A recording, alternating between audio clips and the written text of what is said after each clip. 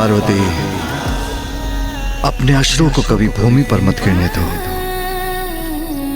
ये शुभ नहीं।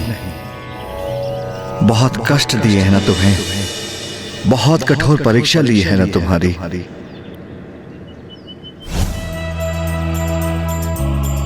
प्रिय, अपने अश्रु को कभी भूमि पर मत गिरने दे। ये शुभ नहीं। स्वामी, आपको पाने के लिए तो मैं अनेकों बार ऐसी परीक्षा और तपस्या का सामना करने के लिए प्रस्तुत हूँ।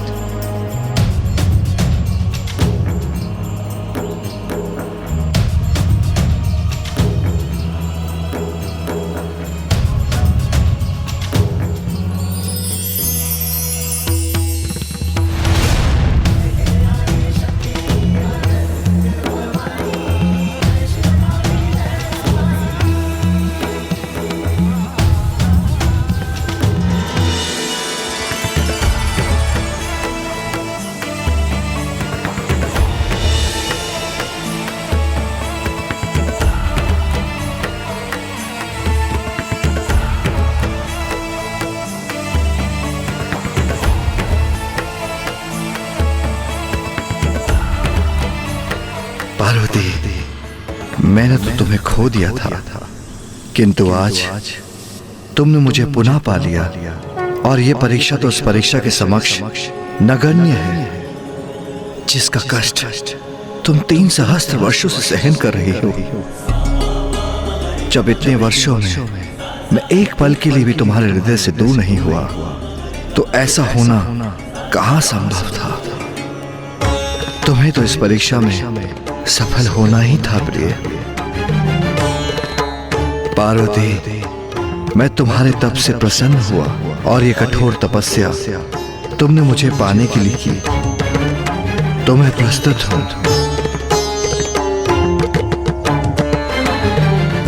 तो आओ, अब हम अपना विवाह संपन्न कर लें।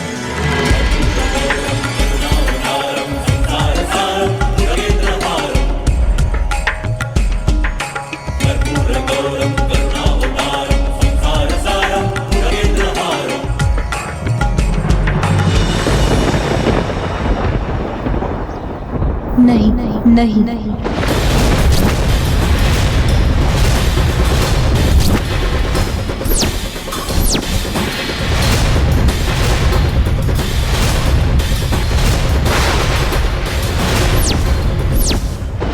माता पार्वती ने महादेव का प्रस्ताव अस्वीकार कर दिया, किंतु क्यों?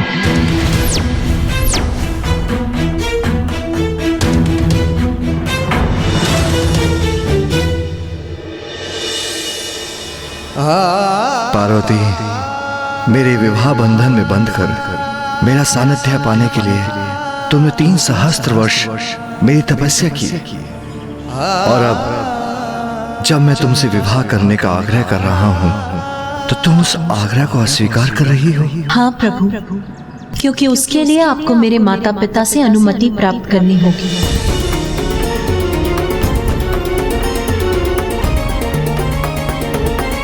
तुम आदि शक्ति हो, स्वयं प्रकृति हो।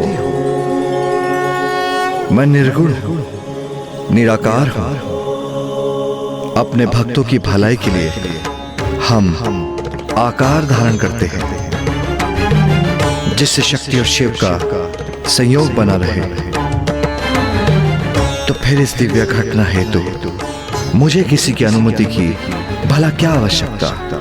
प्रभु, सत्य है, आप परब्रह्म परमेश्वर हैं और मैं स्वयं प्रकृति हूँ।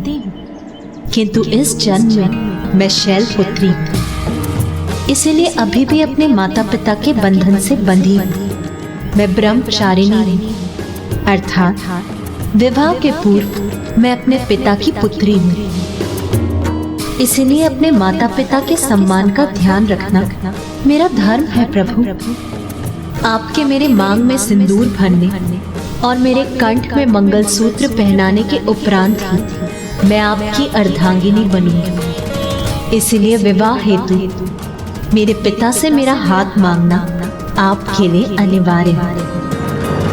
उन उनकी अनुमति के बिना मैं आपसे विवाह करने में असमर्थ हूँ।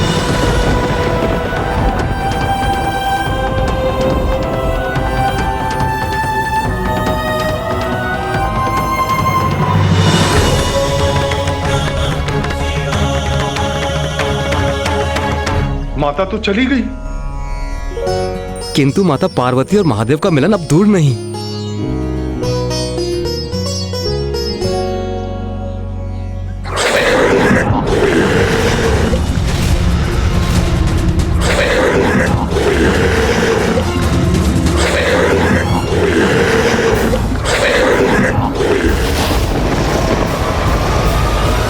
कौन हो तुम? भट्टासुर, संदेश वाहक हूं तारकासुर का, और आप सभी को इस एक क्षण स्वर्ग में पहुंचने का आदेश दिया जाता है। इंद्रदेव, यह अवश्य उस तारकासुर की कोई चाल है। तुम्हारे महाराज तारकासुर ने स्वर्ग पर अनुचित अधिकार अवश्य स्थापित किया है, किंतु स्मरण रहे वो हमारा राजा नहीं है। जाओ, जाकर कह दो उससे हम कदापि नहीं आएंगे।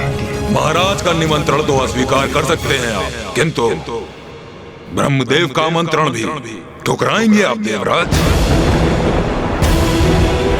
ब्रह्मदेव स्वर्ग में महाराज तारकासुर का मार्गदर्शन कर रहे हैं, और उनका आदेश है कि आप सभी देवता इसे क्षण स्वर्ग में प्रस्तुत हों।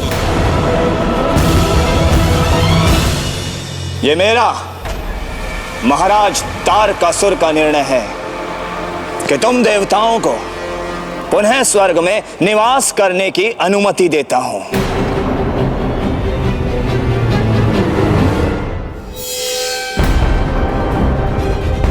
ओह, तो इसमें अवश्य ही कोई ब्रह्मदेव की योजना निहित है। तारकासुर, आप तो महान हैं, आप अत्यंत उदार हैं। हाँ। उदार तो मैं हूं, किंतु स्मरण रहे तुम मेरे अधीन हो और मेरे राज्य की देखभाल करने के लिए नियुक्त किए जा रहे हो। ये भ्रम मत पालना कि पुनः देवराज के पद पर स्थित हो गए हो तुम। हाँ हाँ तारकासुर, आप आश्वस्त रहे। हाँ वत्स तारकासुर, उचित निर्णय लिया है तुमने। यहाँ का दायित्व देवताओं को सौंपकर इन तुच्छ कार्यों के लिए तुम्हें अपनी ऊर्जा व्यर्थ करने की आवश्यकता नहीं है। उचित कह रहे हैं आप ब्रह्मदेव, ये तुच्छ कार्य तो देवता ही करेंगे और मेरा ध्यान केंद्रित होगा मेरी मायावी नगरी शोणितपुर के निर्माण पर। जिसका कल आज मेरी एवं मेरे असुर वीरों की प्रतीक्षा कर रहा है, जहां अब हमें जाना ही होगा।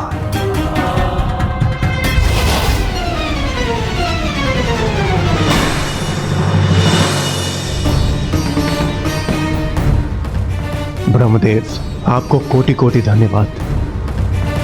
आपकी कृपा के कारण हम सभी देवताओं को एक बार पुनः स्वर्ग को अपना निवास स्थान बनाने का अवसर प्राप्त हुआ। देवराज, ये संकट अभी टला नहीं है, ये तो अस्थायी समाधान है। शोणितपुर की कल्पना से तारकासुर के मन में एक भटकाव उत्पन्न हुआ है। इसका स्थायी समाधान तो महादेव और देवी पार्वती के विवाह के उपरांत उनके दिव्य संयोग से होने वाले पुत्र से ही होगा। होने वाले पुत्र से ही होगा। होने वाले पुत्र से ही होगा। एक और माता अपने पिता के राजभवन लौटकर महादेव द्वारा पूर्ण विधि विधान से अपने पिता महाराज हिमावन के पास उनके विवाह प्रस्ताव की प्रतीक्षा करने लगी।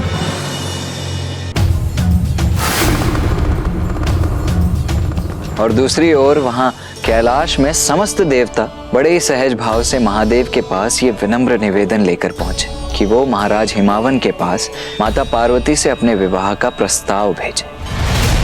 महादेव कृपा कर और विलंब मत कीजिए। हाँ महादेव, देवी पार्वती अपने पिता के वहाँ लौटकर प्रतिदिन प्रतिपल इसी प्रतीक्षा में होंगी कि आप कब उन्हें वहाँ लेने के लिए पहुँचेंगे। आप महादेव हैं, आप तो सभी विधि विधान से ऊपर हैं, किंतु देवी पार्वती को तो उनका पालन करना होगा। आपके विवाह के पूर्व उन्हें कुछ नियम निभाने होंगे। आपको विवाह हेतु उनके माता पिता से देवी पार्वती का हाथ मांगना ही होगा। शिव और शक्ति के संयोग में अब विलंब नहीं होना चाहिए, किंतु मैं स्वयं जाऊं, उनके पिता से उनका हाथ मांगू? कदापि नहीं महादेव, देवी पार्वती का प्रस्ताव लेकर मैं और नारायण आपके पास आए थे। इसी तरह आपकी ओर से भी किसी को प्रस्ताव लेकर उनके माता पिता के समक्ष प्रस्तुत होना होगा। माता लक्ष्मी के सुझाव अनुसार महादेव की ओर से उनके विवाह का प्रस्ताव लेकर सप्त ऋषि वशिष्ठ और उनकी पत्नी देवी अरुंधति वहां पहुंच गए। शैलराज, हम आपकी कन्या देवी पार्वती के लिए एक अत्यंत शुभ प्रस्ताव लेकर उपस्थित हुए हैं।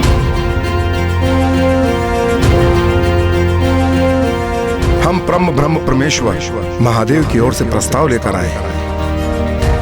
आप अपनी कन्या देवी पार्वती का हाथ उनके हाथ में देकर उनके पानी ग्रहण की अनुमति दीजिए महाराज।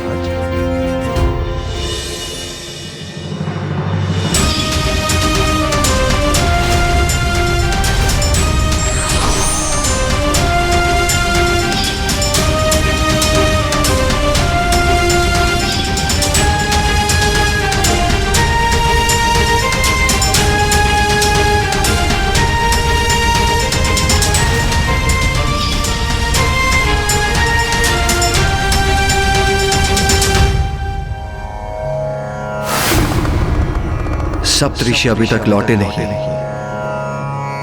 उन्हें आने में इतना विलंब क्यों हो रहा है? नारायण, मेरे विवाह का प्रस्ताव आपको लेकर जाना चाहिए था, क्योंकि आपके शब्दों का सम्मोहन सभी को अपने वश में कर लेता है। आप पार्वती के माता पिता से मिलते तो सहज ही विवाह का प्रस्ताव मान लेते। क्षमा कीजिएगा महादेव, देवी पार्वती मेरी बहन है, उनके विवाह का प्रस्ताव लेकर आपके पास आना मेरा कर्तव्य था, किंतु आपके विवाह का प्रस्ताव लेकर उनके पास जाना मेरे लिए उचित नहीं होगा, क्योंकि मैं तो वधू पक्ष से हूं ना। किंतु आप चिंता क्यों कर रहे हैं महादेव? कहीं आपको यह संशय तो नहीं हो रहा कि आपके भावी ससुराल पक्ष वाले आपका प्रस्ताव अस्वीकार तो नहीं कर देंगे? महादेव,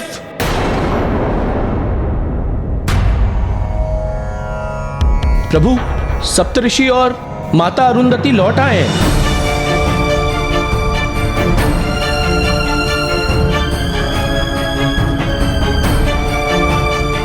ऋषि वशिष्ठ, सब कुशल मंगल हो गया ना? आप सब लोग शांत क्यों हैं? क्या हुआ? कहीं महादेव और देवी पार्वती के विवाह में कोई अवरोध तो उत्पन्न नहीं हुआ ना?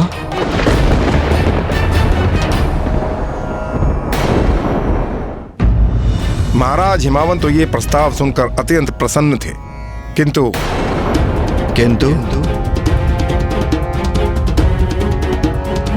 किंतु माता मैना प्रसन्न नहीं थी।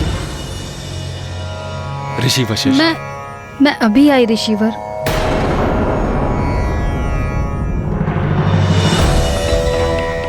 देवी मैना,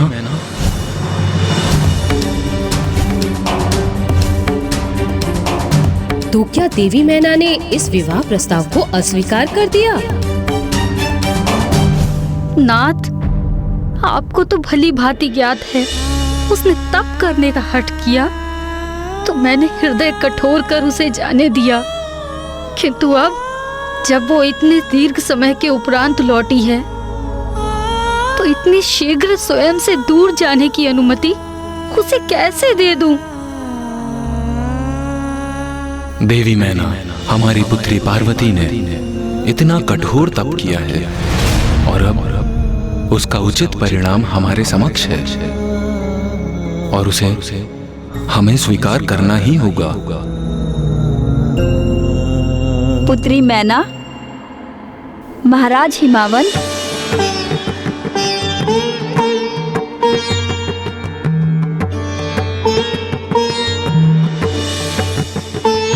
माता, मैं देवी मैना को हमें ज्ञात है अपनी पुत्री के विवाह के विचार से आप दोनों भावुक हैं, किंतु पुत्री मैना, ये तो एक नारी के जीवन का आवश्यक चरण है। जैसे तुम भी अपने पिता की पुत्री हो, फिर तुम्हारा विवाह हुआ और तुम महाराज हिमावन की पत्नी बनी। अपने माता पिता का साथ त्याग कर आप महाराज हिमावन के साथ यहाँ हिमालय पर्वत में अपनी गृहस्थी संभाली। ये तो एक ना एक दिन होना ही है ना?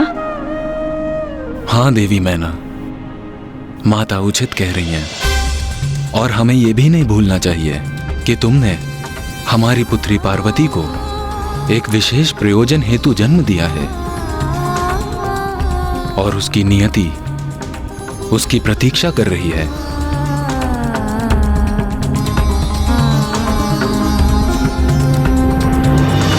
आप निश्चिंत रहे महादेव, मैंने उन्हें मना ही लिया।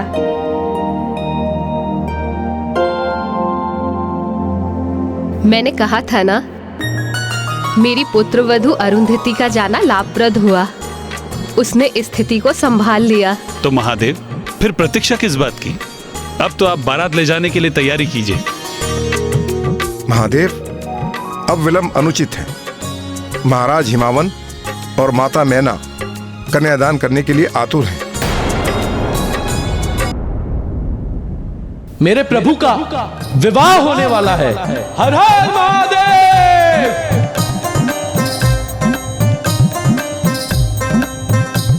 वो शिव जी बिहाने चले, पालकी सजाएंगे, अब की लगाएंगे। महाराज हिमावन और माता मैना कन्यादान करने के लिए आतुर।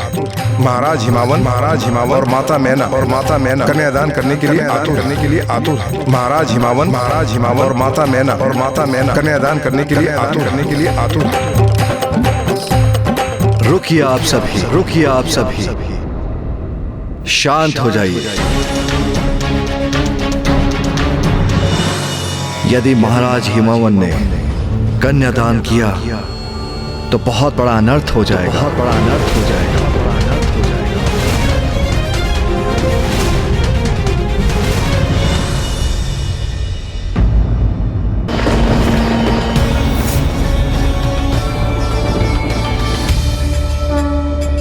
ये कैसे असमंजस की स्थिति उत्पन्न हो गई थी ब्राह्मण देवता?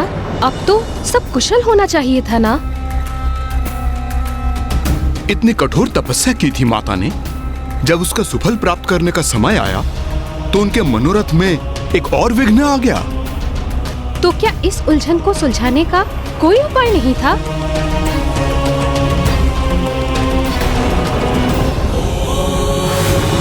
हमारे विवाह के कारण ऋषि मुनि हिमालय पर्वत से वंचित हो जाएं, ये मुझे कदापि स्वीकार नहीं।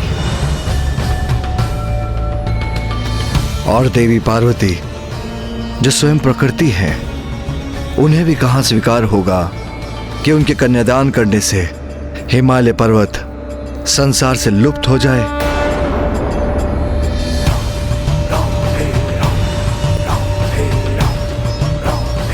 महादेव, कन्यादान विवाह की विधि का मुख्य भाग है, जो कन्या के लिए अपने पिता का आशीर्वाद तो है ही, किंतु उसके अपने जीवन में एक महत्वपूर्ण परिवर्तन का सूचक भी, क्योंकि कन्यादान से कन्या पुत्री की भूमिका के साथ अर्धांगिनी की भूमिका को भी अपनाती है। हमारे समक्ष एक विकट दुविधा है, किंतु महाराज हिमावन के द्वारा कन्यादान करने से अनर्थ हो जाएगा।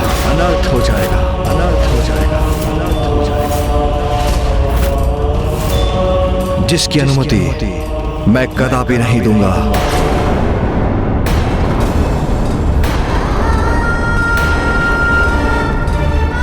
ऋषिवर, इस समस्या का फिर क्या समाधान हो सकता है?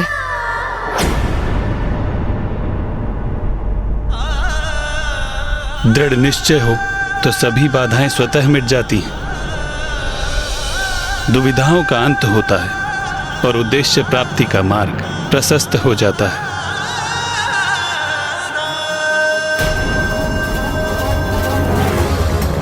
महादेव और देवी पार्वती का विवाह अवश्य होगा।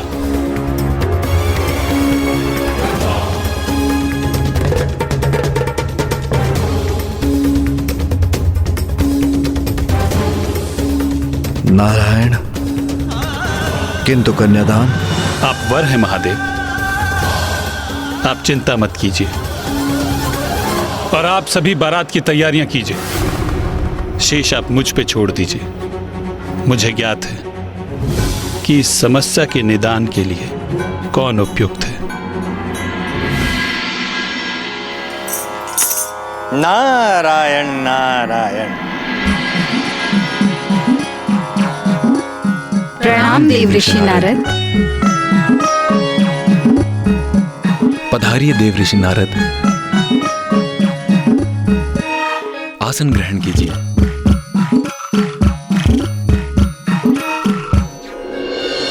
ग्रहण करने आसन नहीं हुआ है मेरा आगमन। सब कुशल मंगल तो है ना? नारायण नारायण। महारानी मैना, आपकी चिंता का नहीं कोई विशेष कारण। देवादिदेव महादेव और देवी पार्वती का अवश्य होगा लगन। महारानी मैना, अभी अभी मैं कैलाश से ही आ रहा हूं और वहां भी अत्यंत उत्साह है। सभी मैं और सभी उत्साहित होकर बारात की तैयारी कर रहे हैं बड़े उमंग से।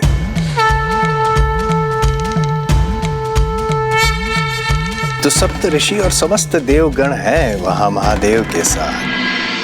तो मैंने भी निर्णय लिया कि मैं यहाँ कन्या पक्ष की ओर से बारात का स्वागत करूंगा और आप दोनों की सहायता करूंगा।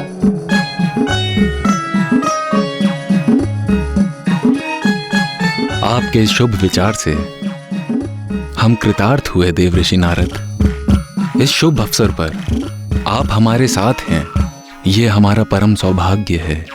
नारायण नारायण। माता मैना, देवी पार्वती तैयार हो चुकी है।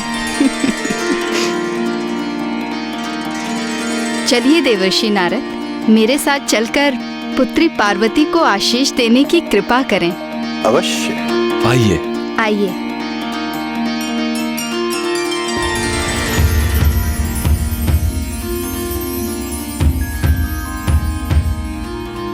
पुत्री पार्वती,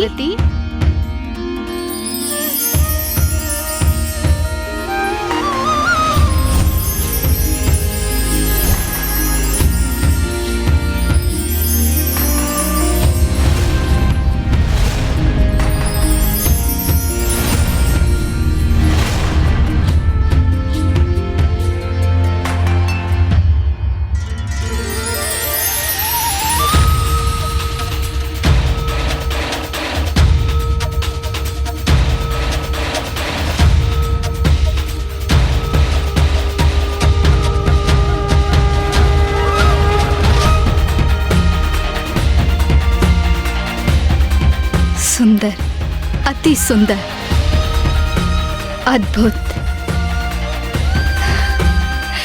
पुत्री पार्वती, कितनी सुंदर लग रही हो तुम।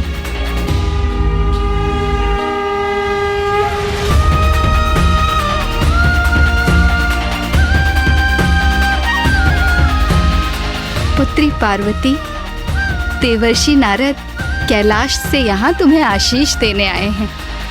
कैलाश से?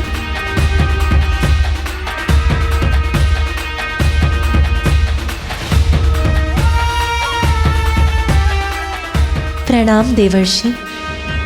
स्वयं मां आदि शक्ति ने पुत्री के रूप में जन्म लिया है आपके घर। प्रणाम माता आदि शक्ति। प्रणाम आपका कल्याण हो देवी पार्वती। नारायण नारायण, भूल गया। आपके लिए एक विशेष भेंट लाया हूं मैं कैलाश से। भेंट कैलाश से?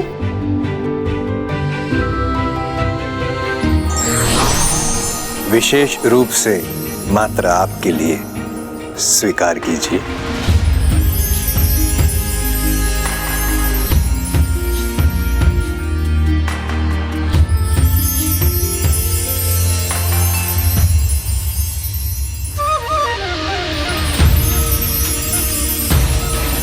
कितना सुंदर प्रतीक भेजा है मेरे जमाता ने पुत्री पार्वती के लिए। अपनी पुत्री के प्रति इतने अपार स्नेह का प्रतीक देखकर मेरा हृदय गदगद हो रहा है। अवश्य ही जमाता पुत्री पार्वती को सदैव सुखी रखेंगे, उपहारों की वर्षा कर देंगे उस पर।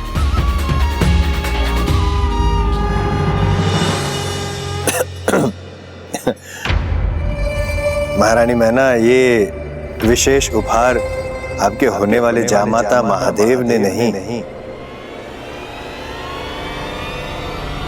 माँ लक्ष्मी और नारायण ने भेजा है। मेरी पुत्री ने इतने कष्ट सहे हैं उन्हें पाने के लिए, तो क्या ये उचित नहीं होता कि महादेव उसके लिए ये उपहार भेजते? किसी भी माँ के लिए अपने संतान के सुख की कामना स्वाभाविक है, किंतु मांगलिक कार्यों में धैर्य आवश्यक है।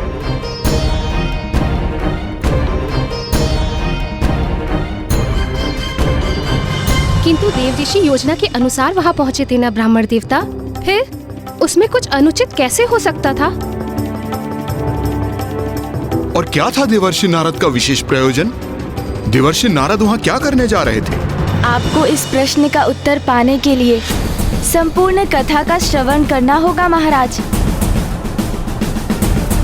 नारायण नारायण, एक नववधू के रूप में माता पार्वती की आभा अनुपम, अति सुंदर।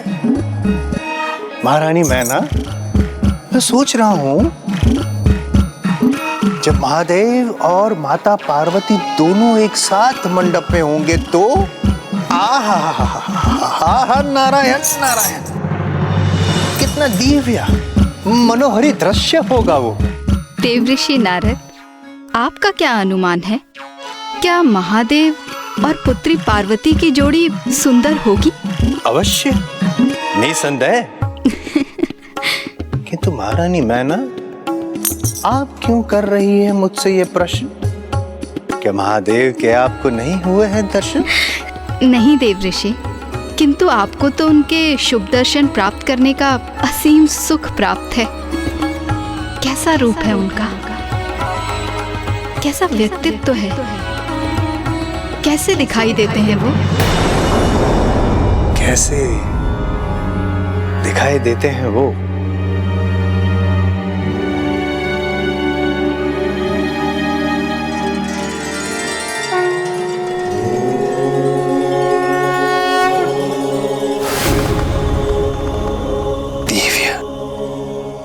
दिव्य है वे, दिव्यता की प्रतिमूर्ति है वे,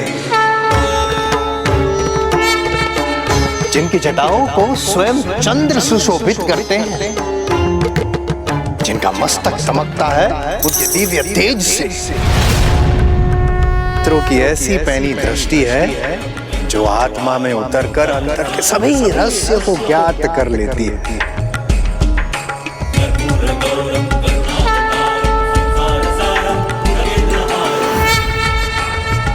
शब्दों से परे है, शब्दों से परे है जिनके रूप का वर्णन ऐसे दिव्य सुंदरता के स्वामी हैं महादेव। महादेव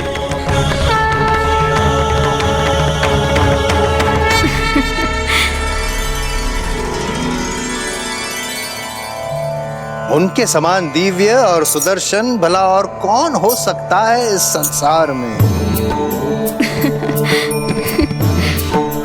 महारानी मैना बारात द्वार पर पहुंच गई है। महारानी मैना शीघ्र अति शीघ्र आपको दर्शन होंगे, शुभ दर्शन होंगे महादेव के, और आपको ज्ञात होगा कि ऐसे जामाता को प्राप्त करना आपका कितना बड़ा सौभाग्य है।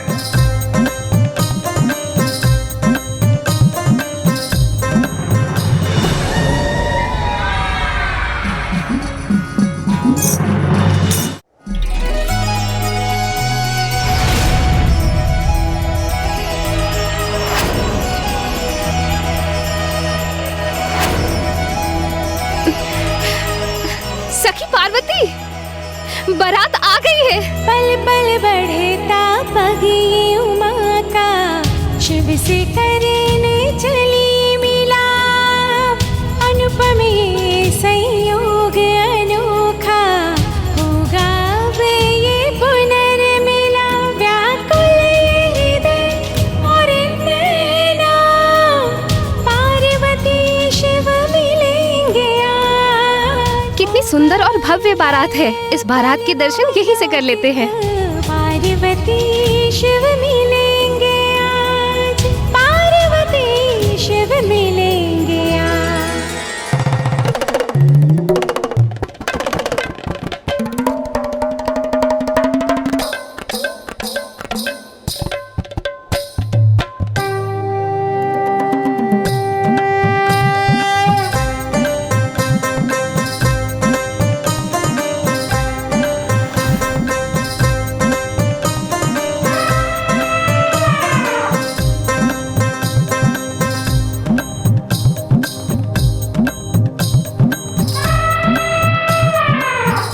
देवी मैना, आपके होने वाले जामात को ढूंढ रहे हैं आपके नेत्र, है ना? हाँ देवर्षि नारद, आपके मुख से उनकी इतनी प्रशंसा सुनकर मैं उन्हें देखने के लिए अति आतुर हो रही हूँ।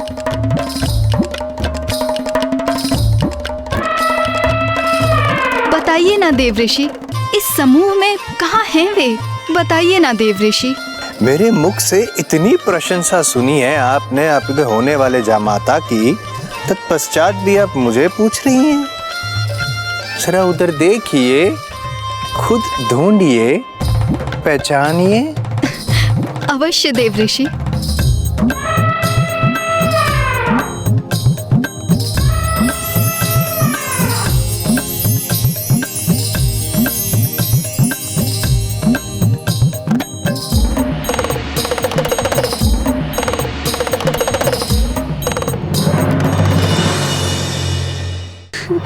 मैंने पहचान लिया देवऋषि उन्हें। वो देखिए देवऋषि, जो अत्यंत आकर्षक व्यक्तित्व के स्वामी हैं, जिनकी चाल इतने आत्मविश्वास से भरी है, जिनका मुख इतना सुंदर है। अवश्य वही महादेव होंगे, है ना?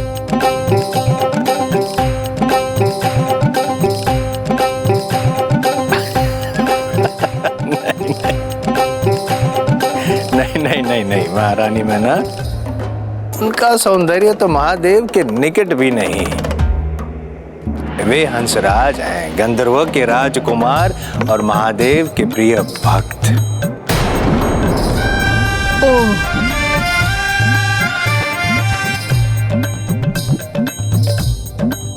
जिनके भक्त इतने सुंदर हों, वे स्वयं कितने दिव्य और मनोहर होंगे।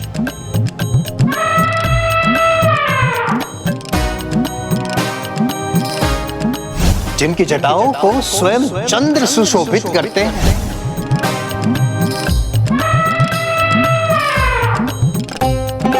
अच्छा, तो ये जो अब मेरी दृष्टि में है, जिनका राज मुकुट चंद्रमा के समान उनके मस्तक पर दमक रहा है, अवश्य यही महादेव होंगे।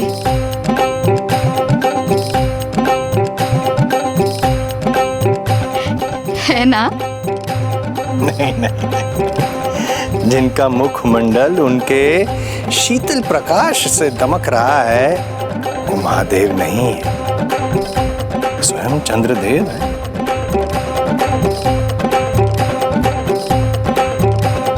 कैसा अनुपम सौंदर्य है चंद्रदेव का। जो स्वयं मेरे होने वाले जामाता की जटाओं में सुशोभित हैं, तब तो महादेव अवश्य ही और भी सुंदर होंगे।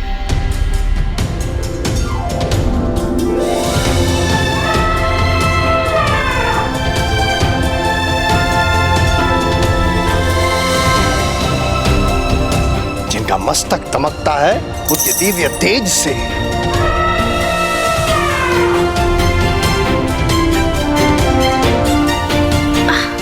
तो क्या वो महादेव हैं जिनका अपार तेज सबसे अधिक मुखरित है?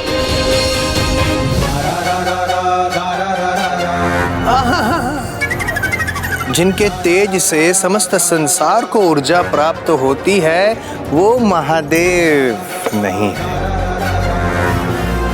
सूर्यदेव है।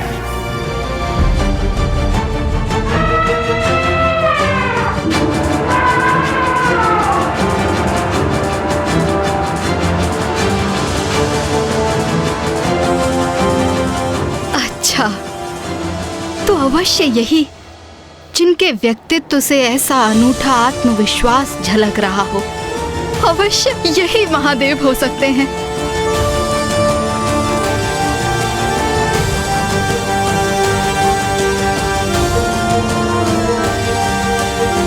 महारानी, जिन्होंने अपने तप से इतना अनुपम आत्मविश्वास प्राप्त किया है, वो इंद्रदेव है।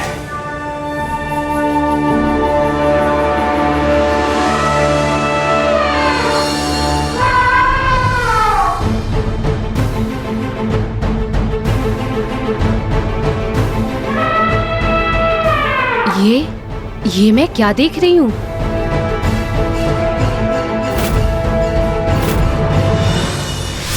क्या हुआ? माता अकस्मात चिंतित क्यों हो गई? क्या अब भी विवाह में कोई विघ्न था?